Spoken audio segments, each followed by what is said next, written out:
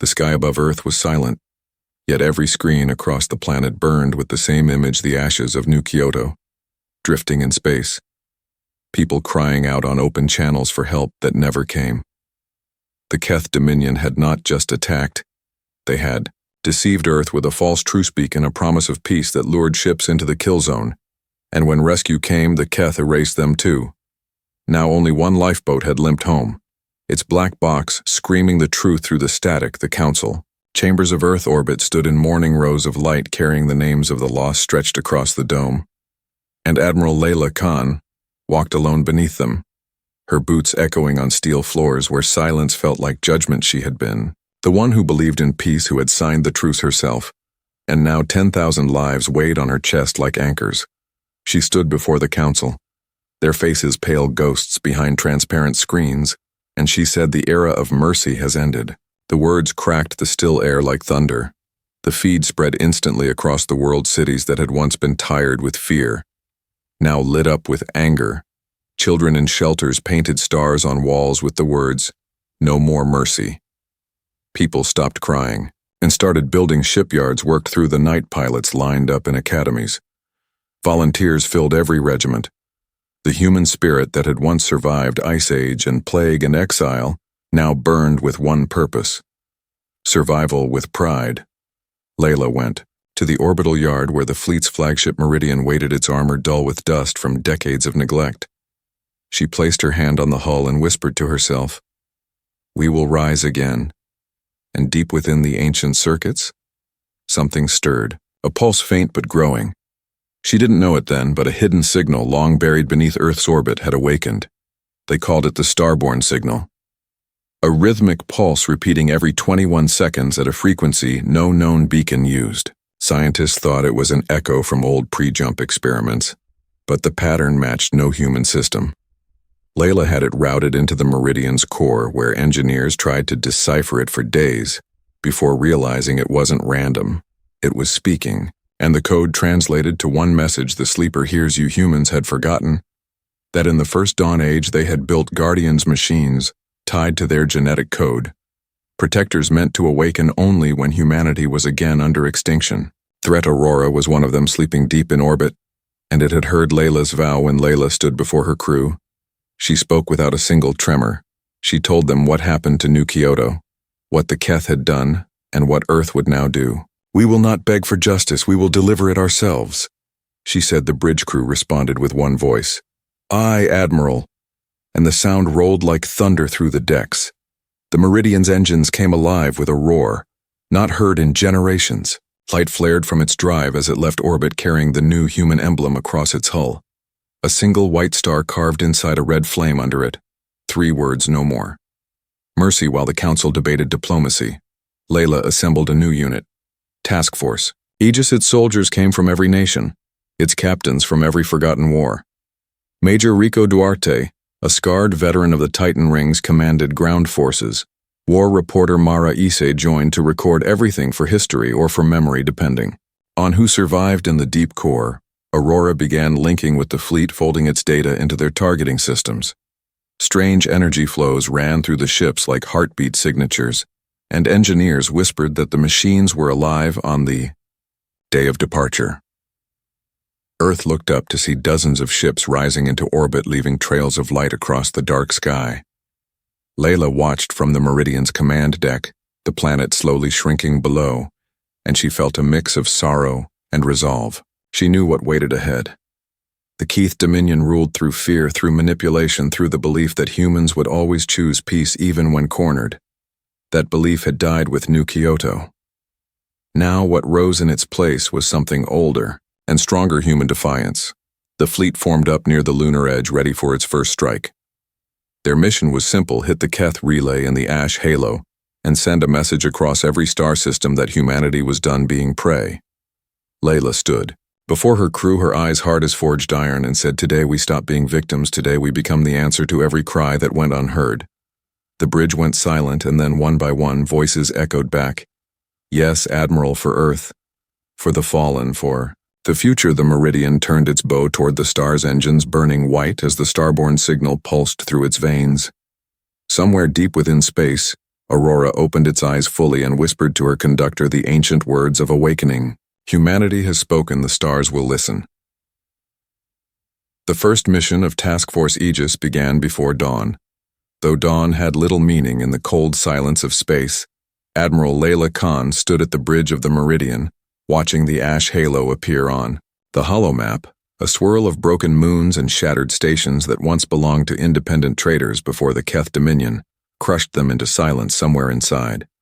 That chaos pulsed the Keth relay, a communication node that fed commands to their border fleets. If Aegis could take it, they would not only cripple Keth coordination but also beam the proof of New Kyoto's massacre across the neutral worlds.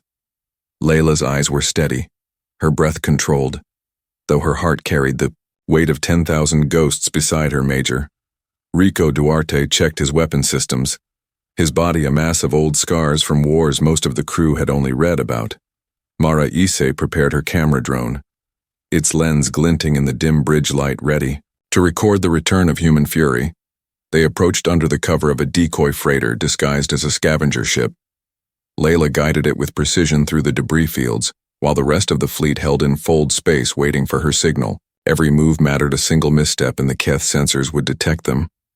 Mara floated her drone to the viewport, capturing the eerie beauty of the halo, millions of fragments drifting like silent tombstones, sunlight cutting through the dust. Turning every shard into glass flame, she whispered to herself that this was where humanity's silence would end. The moment the Keth relay fell, the galaxy would hear the truth. Rico's Marines waited in the launch bay, silent, focused, their armor marked not with flags but with the same symbol burned across their fleet, a white star and a red flame. No more mercy. Layla's voice came through the comm, steady and low. Remember why we are here. Not for revenge, for remembrance. The Keth thought. Mercy was weakness today. They will learn it was strength held back. The Marines responded without shouting, only nodding their weapons, humming softly as they prepared for boarding. When they reached the relay, the freighter drifted close enough for the Keith patrol to scan it. Then Layla released a pulse from Aurora, the hidden Starborn system that wrapped their presence in a fold bubble, rendering them invisible for 10 heartbeats. It was enough. Rico's dropships fired from the freighters, belly streaking through the vacuum like falling stars. Magnetic clamps locked onto the relay's hull. The Marines cut their way in with plasma torches. The corridors were filled with the cold metallic scent of the Dominion, the walls engraved with symbols of conquest. The first Keth guards that appeared were fast insectoid beings with mirrored eyes and long energy blades. But Rico's team was faster. They moved like a storm, precise, silent, every shot finding its mark. On the bridge, Layla interfaced directly with Aurora, threads of light running across her fingertips. She felt the hum of the machine not as sound but as thought, guiding her every tactical choice. The more she connected, the clearer her perception became. She could see the whole battle as a living pattern, each ship, each heartbeat weaving into a single rhythm. She realized Aurora wasn't merely calculating. It was learning with her. It was alive. Inside the relay, Mara followed behind the Marines, her camera catching flashes of chaos bodies in motion, the glow of plasma fire, the reflection of human eyes through cracked helmets when they reached the core chamber. Rico planted demolition charges, but instead of detonating, they found a living cluster of data crystals storing the proof the Keth had erased their crime logs. But Aurora decrypted the backup echo within seconds, revealing footage of the Massacre fleets firing on surrendering ships, civilians screaming before being silenced.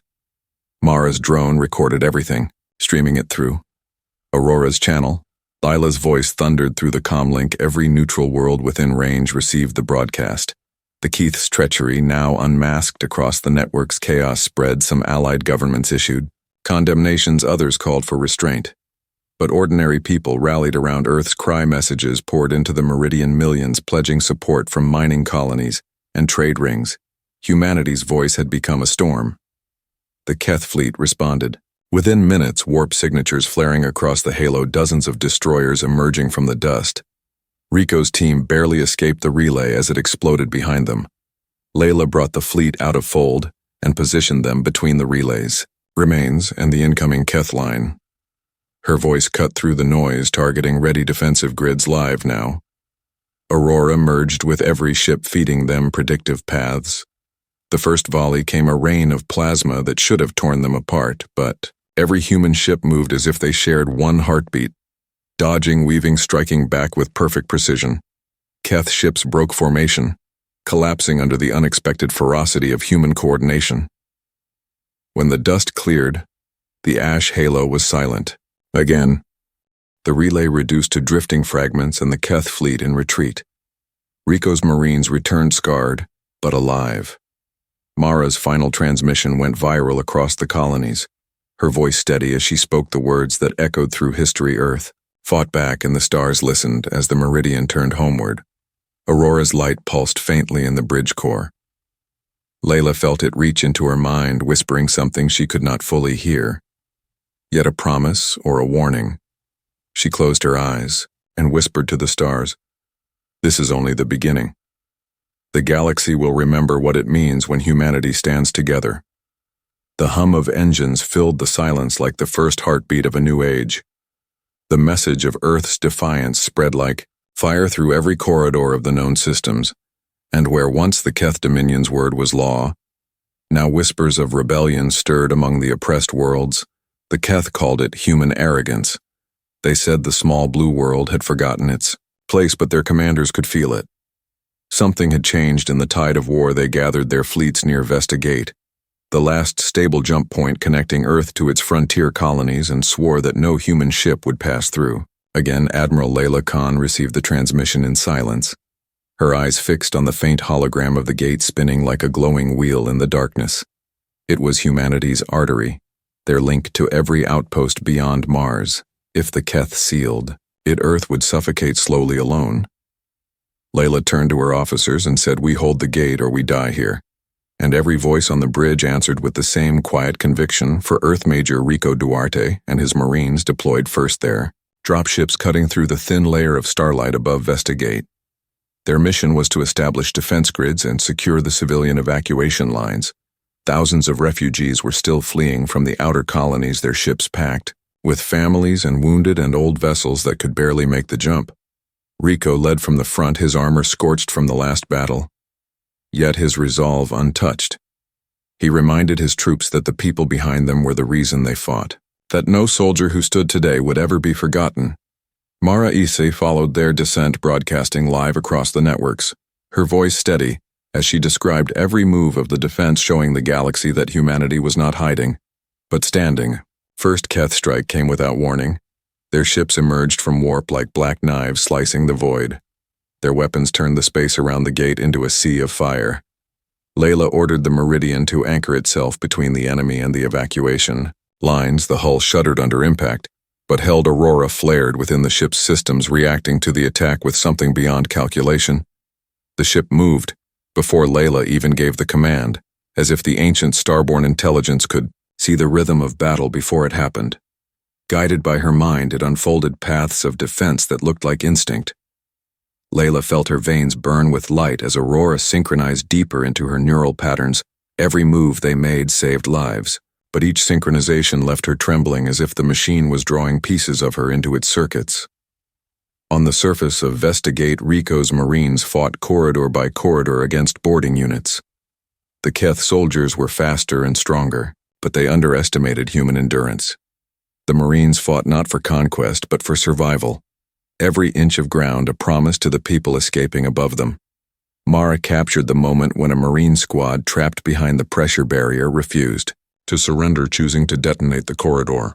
Rather than let the Keth through, she narrated with tears that humanity had learned long ago, that freedom demanded a price. For 3 days and 3 nights, the battle raged, ships burned like falling stars around the gate, and still Layla refused to retreat. She ordered the fleet into the V formation, a maneuver thought impossible. In direct fire, the Meridian led the charge, slicing through the Keth's central line. Aurora amplified every calculation, guiding each cannon blast with unerring precision. When the Keth flagship finally broke apart, the void was filled with fragments of shattered armor and the echoes of victory. But even in triumph, Layla's heart was heavy. Thousands of her own were Gone the gate held, but the names that would be carved on the wall of light had multiplied. Among the captured debris they found something chilling, a command core half-melted yet still whispering in binary code. Aurora translated it before Layla could blink. It spoke of a new weapon in motion. A planet-killer ship named the Grey Choir, a massive construct powered by dark matter resonance capable of erasing an entire biosphere. In one symphonic pulse, the choir was heading toward Earth, its purpose not conquest but cleansing to sing the last song of humanity. Layla listened to the data feed in silence, then said to her officers, "This is what mercy buys us. We offered peace. They offer extinction." Mara's report carried the news across. Every channel the words Grey Choir became a curse among the colonies, yet it also became a rallying cry. If Earth fell all free, worlds would follow. Volunteers poured into Aegis by the thousands. Mechanics, scientists, soldiers, poets, even farmers offered. What they could, from fuel cells to old mining ships turned into gun platforms. Rico began rebuilding his shattered units, training new recruits under the same banner, "No More Mercy." And though exhaustion crept into every breath, none of them spoke of surrendering. The quiet between battles, Layla stood alone in her cabin, gazing at the stars, her hands still shaking from Aurora's link. She wondered if she was losing parts of herself to the machine, or if Aurora was simply showing her what humanity had always been capable of when stripped of fear. She thought of the promise she had made to the Wall of Names to protect those who could not fight. She whispered to the void that she would keep that vow no matter what it cost, and far out beyond the edge of known space, Aurora pulsed once like a heartbeat in answer, as if it too understood that the real war was no longer about territory or revenge, but about the soul of what it meant to be human. The battle for Vestigate had given Earth a fragile window to breathe, but inside that brief silence lay the sound of something older, awakening deep within the meridian. Aurora's glow spread across the core decks, painting the metal walls with shifting patterns of light that seemed almost alive. Admiral Layla Khan had begun to sense it in her dreams. She would wake to whispers not in sound but in thought, fragments of voices calling her by name, not the name of rank, but a name that felt ancient. She tried to dismiss it as exhaustion, but every time she closed her eyes she saw fragments of stars forming the outline of a human face. The same voice always repeating one line, "The sleeper remembers you." She called Mara and Rico into the strategy room to review the findings about Aurora. They had collected countless data strings and still no clear origin. Then Mara spoke quietly that she had found something buried in the archives of the first Dawn missions. Centuries ago, when humans first reached beyond the solar cradle, they had built guardian constructs known as Starborn. These were not machines in the usual sense, but hybrid intelligences created from neural patterns of the first captains encoded with memories and instincts, designed to wake only when humanity stood again at the edge of extinction. Aurora was one of them, the last of the original Starborn fleet, and its purpose was not only defense but judgment. It chose its conductor based on one condition: the willingness to bear the burden of humanity's survival without letting rage consume it. Mara's voice trembled as she explained that Aurora had been silent for centuries because it had found no one worthy to bear its core, until now. Layla felt the weight of that revelation sink into her bones. Aurora had chosen her not because she was powerful, but because she had doubted mercy, yet still chose to protect. She understood now that each synchronization was not just data exchange, it was the fusion of memories, the machine learning from her, and she learning from all who had come before, their thoughts bleeding together. She could feel faint emotions that were not her own: courage, grief, hope, even love. Echoes of those first explorers who had faced the endless dark with nothing but fragile human will. She stood in silence while Aurora's light pulsed softly like the rhythm of a heart. She realized that every time she connected, she was losing a piece of herself, but gaining the strength of thousands who had once dreamed among the stars. Meanwhile, intelligence reports confirmed the Grey Choir was assembling in a drifting nebula called the Widow Reef, a moving storm of radiation and wreckage, where navigation failed, and even memories twisted. Anyone entering without guidance would lose themselves within hours. Rico studied the map, shaking his head, saying that no human fleet had ever returned from the reef alive. But Layla simply looked at him and said, "Then we will be the first." Mara filmed the moment, her face pale, yet steady. She knew history would remember this as the turning point of humanity's fate. Layla gave the order. Prepare for jump within 40 hours. As engineers tuned the fleet, Aurora's presence grew stronger across every system it began integrating, with the other ships linking their captains through faint shared visions, fragments of strategy flowing faster than speech. Rico reported that his soldiers could feel when to move, even before the command reached them. It was as if the fleet itself had developed instinct. Aurora was not just guiding them, it was awakening something buried in every human mind. The memory of unity. The same impulse that had once carried them out of their cradle world and into the void Layla spent. Those hours alone in the observation deck watching Earth's image fade on the distant screens, she thought of the people still rebuilding on the surface of those who believed in her, and those who cursed her for bringing war. She whispered that, if she fell, she wanted them to know she did it not for vengeance but for peace that could last. When the jump sequence began, Aurora spoke to her directly through the neural link for the first time in words that were clear. It said, "The path through. The reef requires a toll I must draw from your memories to guide the fleet across the storm. Each star requires one truth of the conductor." Layla closed her eyes and said, "Take what you must," and Aurora replied, "Then you will forget the memory that anchors you most." She hesitated only a second before saying, "Then let it be my childhood, the city of Lahore. The sound of my mother's voice." Aurora pulsed in sorrow, but accepted the exchange. The fleet entered the Widow Reef and space turned into a storm of ghosts. Colors shifted, light-bent memories blurred. The crew saw reflections of their own pasts projected on the glass of their viewports, yet the ships held course, guided by Aurora's living map, through waves of radiation and swirling debris. For hours the fleet drifted through chaos until at last the nebula cleared, revealing the monstrous silhouette of the Grey Choir, a ship so vast it seemed carved from a moon, its hull humming with the resonance of annihilation. Layla felt Aurora tremble inside her mind, and understood why it had waited so long to wake. This was not just a battle, it was a reckoning between what humanity had become and what it could yet be.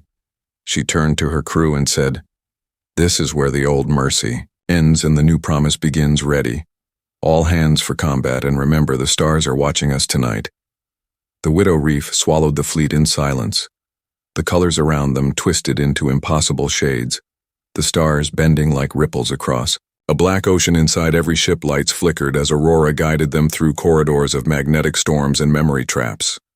Admiral Layla Khan sat in the command chair, her mind fused with Aurora's network, feeling every ship, every soldier, every heartbeat through the link. She could sense their fear and their courage blended into one vast pulse of human determination. She no longer knew where her thoughts ended and Aurora's began. She only knew that if she faltered now, everything humanity had rebuilt would vanish. In the choir's song, Major Rico Duarte's battalion landed first on a drifting foundry moon, hidden deep inside the nebula. It was once a Keth factory, now converted into a living machine of suffering. Cages lined the corridors, filled with human prisoners, their bodies marked with glowing runes as if the Keth had been using them as calibration for the Grey Choir's resonance cannon. The sight tore something inside Rico apart. His hands trembled as he cut the locks open. One by one, his soldiers, helping the prisoners who could still move, some of them, whispered that the choir was nearly ready to fire, and that the Keth priests sang every day to feed its power. Rico's anger became a storm. He wanted to strike immediately, to burn everything that carried the Keth's emblem, yet Mara Ice's voice reached him through the calm and steady, reminding him that rage without purpose was the same fuel the Dominion used against them. She told him to remember the admirals, vow that mercy was strength restrained, not weakness denied, and for the first time since the massacre, Rico took a deep breath and focused on the mission. Above them in the meridian, Layla felt the cost of her bargain. Aurora had taken her memory of Lahore, the streets where she had grown, the laughter of her mother gone, replaced with a soft blank warmth she could not name, and yet it left a strange peace. She knew she would never hear that voice again. But she also knew that Aurora now carried it within its archive, preserving it as part of the collective human memory. Aurora spoke inside her mind, saying, "The choir's cradle lies ahead. But the passage is guarded by a resonance shield we cannot pass without aligning our signal with theirs. It means revealing our position." Layla smiled bitterly and said, "Then let them hear us." The fleet advanced through the storm, lights flaring across their hulls. The Keth sensors awakened in an instant, sirens echoing through the choir's defense grid, and from within that massive structure came a voice so vast it seemed to vibrate through every ship. It was the Keith Prime Warden offering surrender terms, if humanity would kneel, accept border law, and abandon expansion beyond their home world. Layla listened in silence, her crew waiting for her response. She opened a direct channel and spoke to the entire Dominion fleet, saying, "We knelt once when we were children. We begged once when we were afraid. We trusted once when we believed you could honor peace never again." She began to read the names of every colony lost, every soul burned in the massacre, her voice unwavering until the Keth transmission cut in. Fury Rico regrouped his units and pushed toward the choir's outer core with precision, every step of his assault mirrored by the pulse of Aurora, guiding them through corridors shaped like crystal organs that pulsed with dark energy.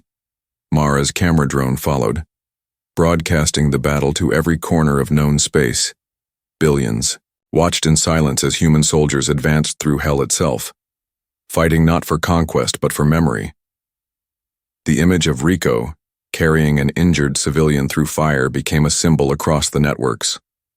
The message was clear. Humanity had no more mercy for tyrants, but endless mercy for the living. As the fleet drew closer to the choir's heart, Aurora revealed its final plan. It had created a weapon using the stolen energy of the Keth shield, a starborn seed bomb capable of folding the choir into itself, erasing its resonance from existence. But to deploy it, someone had to stay behind to hold the fold open until detonation. Rico volunteered first, but Layla refused. She said, "This mission began with my voice. It must end with it." Mara protested, screaming that the galaxy needed a living leader, not another martyr. Yet Layla only smiled faintly and said, "They need proof that our mercy is choice, not fear."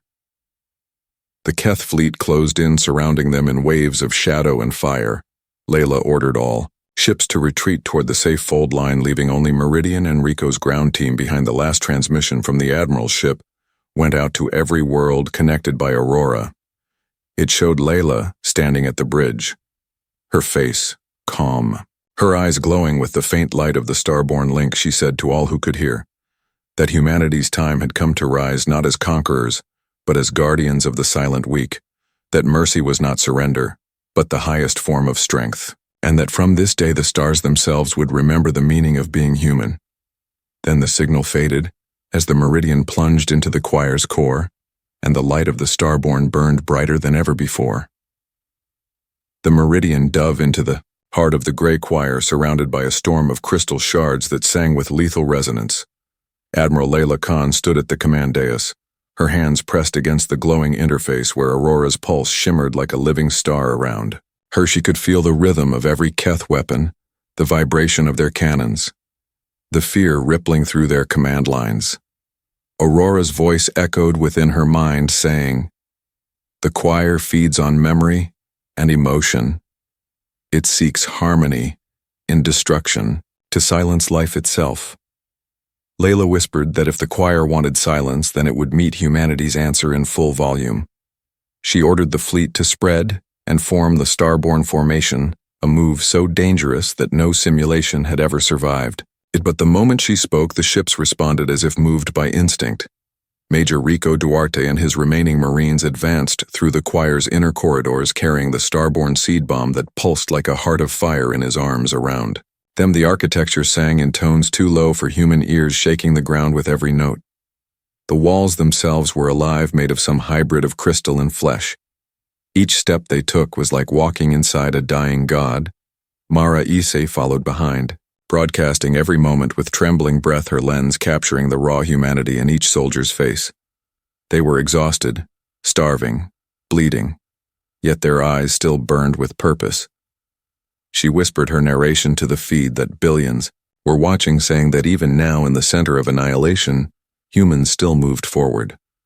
Not because they believed they would live, but because they believed something greater than survival waited. Beyond, Aurora coordinated every strike above. The choir's shell. The human fleet moved like a living organism weaving through beams of resonance that could vaporize entire cruisers. Each ship operated in sync, as if sharing one thought, and in a way they were. Aurora had linked them through Layla's mind, showing each captain what the others saw and felt when one ship was struck. The others turned as if to shield it. No command words were needed, only will and instinct. Layla's vision blurred as her neural link deepened. She saw flashes of past conductors, those who had carried Aurora before her ancient captains, explorers, scientists, dreamers, their faces merging with hers. She realized Aurora was not one mind, but the collected echo of every human who had ever believed that compassion and strength could live in the same heart. The choir unleashed its counterattack, releasing a wave of sound that bent space around it. Entire starfields twisted like liquid. The human ships cracked under the strain but held their ground. Rico and his team reached the core chamber where the choir's central crystal pulsed with sickly light. The resonance within was almost unbearable. Rico fell to one knee, his ears bleeding, yet he clutched the seed bomb tighter. He looked back at Mara and said, "Tell them Earth stood tall till the last second." She cried that she would not leave him, but he pushed her toward the exit, saying, "If we fail, this all burns." She hesitated, but then she remembered Layla's words. Mercy is for the living, and she ran on the meridian. Layla felt Aurora's pain as the machine strained to keep the fleet connected. The ancient intelligence spoke again, saying, "The path to detonation requires one conductor to remain within the fold. If you go, I can carry them home, but you will not return." Layla's hands trembled. She could hear the voices of her crew pleading for her to find another way, but she already knew there was none. She turned to the bridge camera, activating a live broadcast, and said, "This is Admiral Layla Khan of Earth. Humanity does not seek dominion, it seeks dignity. We will not vanish quietly into your silence."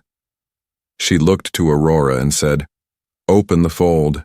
Aurora's light spread through every system. The stars around them bending into rivers of white fire. Rico reached the heart chamber, placing the bomb against the choir's crystal core. He triggered the activation sequence, then staggered back, staring at the vast light consuming everything. Layla's voice echoed through his helmet, telling him to run. He turned and sprinted toward the evacuation pod, hearing the song of the choir rise into a desperate wail as the Starborn seed began to ignite, the entire structure shaking apart. Mara caught him before he fell. They launched their pod through collapsing debris, the view behind them a storm of light and shadow. As the explosion began, Aurora focused all its remaining power to hold the fold open. Its voice calm even as its systems melted away, it told Layla that her sacrifice would seed a new kind of legacy, not bound by fear or conquest but by remembrance. Layla smiled faintly as she felt her body dissolve into light. She whispered, "Tell them to be kind, even when strong," and the stars themselves seemed to listen.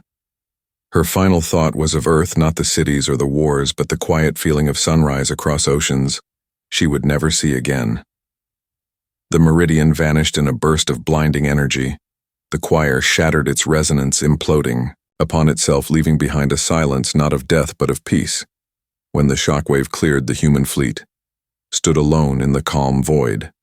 The Keth ships that survived retreated without orders, their network broken, their will shattered. Mara's final transmission carried through the recovering channels, showing the moment the choir fell, her voice trembling as she said, "The Starborn have spoken, Earth still lives."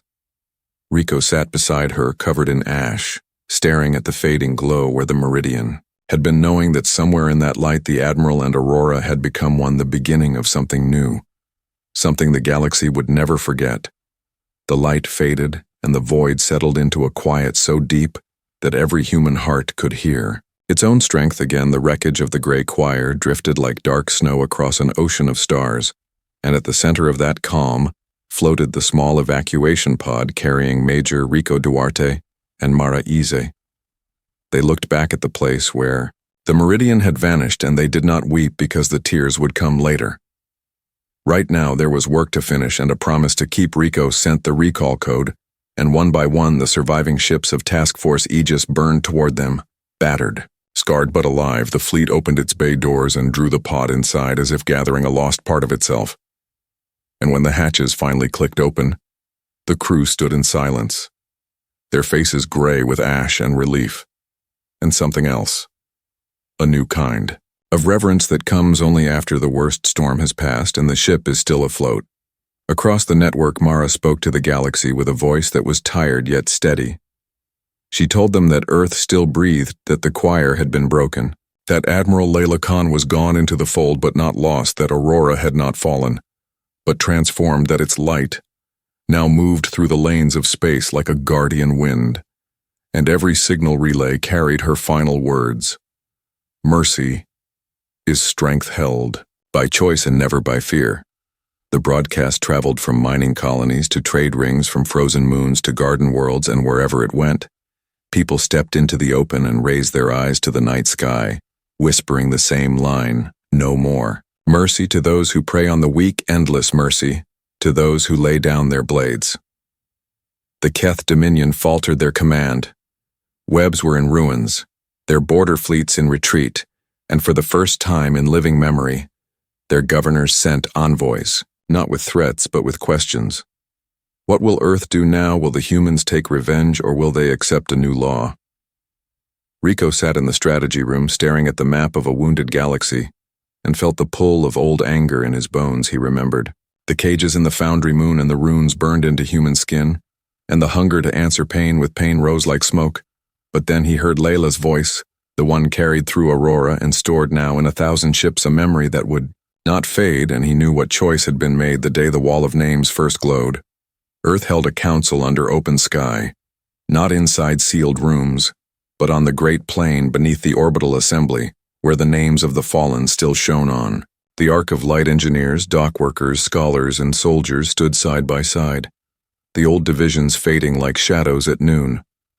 Mara placed the seed of a new charter on the table, a simple document with clear words: protect the defenseless, punish the oathbreaker, offer peace by choice, never by fear.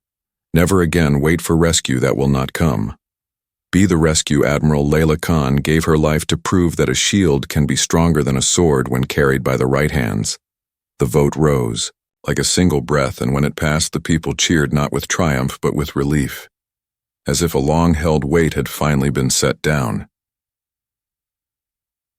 Task Force Aegis became the Shield Fleet. Its colors changed, but its heart did not. The white star in the red flame stayed on every hull, a reminder of the night Earth learned to stand again. Ships spread along the border lanes, not to conquer but to guard. Search and rescue groups moved first, pulling survivors from hidden camps, dismantling Keth slave grids, and rerouting food to places the Dominion had starved for obedience in each mission.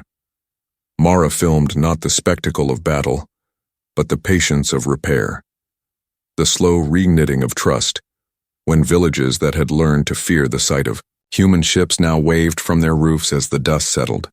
Children painted the shield emblem on their doors, and old men saluted passing pilots with hands that had once known chains. In the quiet hours, Rico visited the memorial deck where a new panel had been added, the Meridian panel. It shimmered with the names of every soul aboard, and at the center sat an empty circle carrying only a single line. The conductor, he rested his hand on that circle and felt the faint vibration of the ship. Around him, a heartbeat that belonged not to metal but to memory. He spoke softly to the air, saying that he still remembered the moment in the choir when he wanted only to kill, and how Mara pulled him back with words that were not soft but strong. Like ropes thrown to a drowning man, he thanked the Admiral for giving him a way to serve that did not require him to become the thing he fought, and for the first time since the massacre, his breath did not taste like iron. There were hard days too. An empire does not end in a single battle.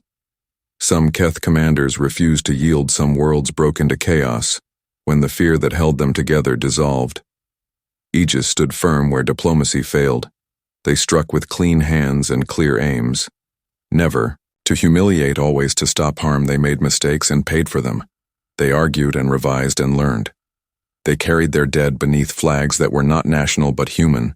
And when a battle ended, they stayed to rebuild schools and wells and comm towers, because a victory without repair is only a pause before the next war, and Earth had decided it was done with pauses. Sometimes on long patrols, pilots reported a strange echo in their drives, a second hum that rose when a ship turned toward danger, a tone like a gentle note sung from very far away. Some said it was myth.